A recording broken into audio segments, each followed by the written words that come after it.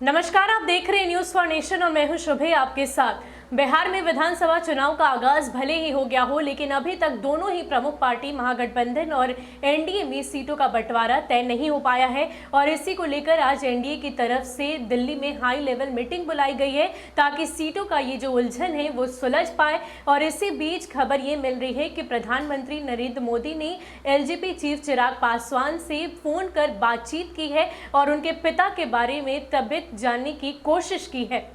बता दें आपको कि कई दिनों से बीमार रामविलास पासवान की देर रात हार्ट सर्जरी की गई थी। दिल्ली के एक अस्पताल में उनकी हार्ट सर्जरी हुई है। चिराग पासवान ने ट्वीट कर ये जानकारी दी थी। चिराग पासवान ने बताया कि पिछले कई दिनों से पापा का अस्पताल में इलाज चल रहा है। कल शाम अचानक उत्पन्न हुई परिस्थितियों की वजह से देर रात उनके दिल का ऑपरेशन करना पड़ा। चिराग पासवान ने कहा कि जरूरत पड़ने पर संभवतः कुछ हफ्तों के बाद उनके पिता का एक और ऑपरेशन करना पड़ेगा। संकट की इस घड़ी में मेरे और मेरे परिवार के साथ खड़े होने के लिए आप सभी का धन्यवाद। रामविलास पासवान की तबीयत बिगड़ने की वजह से एलजेपी की होने वाली संसदीय बोर्ड की बैठक कल टल गई थी। एलजेपी प्रमुख चिराग पासवान अपने पिता रामविलास पासवान को देखने के लिए अस्पताल पहुंचे थे। इसी बीच बता दें कि बिहार में आज एनडीए में हिस्सेदारी पर ऐलान संभव है। बीजेपी और जेडीयू के बीच सीट बंटवारे को लेकर समझौता हो गया है।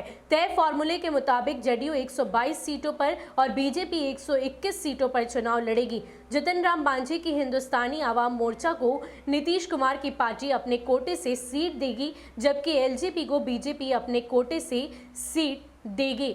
बता दें आपको कि सीटों के उलझन को लेकर कल चिराग पासवान मीटिंग करने वाले थे, लेकिन अचानक से उनकी पिता की तबीयत बिगड़ गई, जिसको लेकर उन्हें मीटिंग कैंसिल करनी पड़ी। और इसी बीच आज फिर से बीजेपी के सभी प्रमुख नेता मिलकर दिल्ली में एक हाई लेवल मीटिंग कर रहे हैं ताकि सीटों का जो बंटवारा है वो आसानी से हो पाए। ये जो पेच फंसा हुआ है पिछले कई दिनों से वो सुलझ पाए।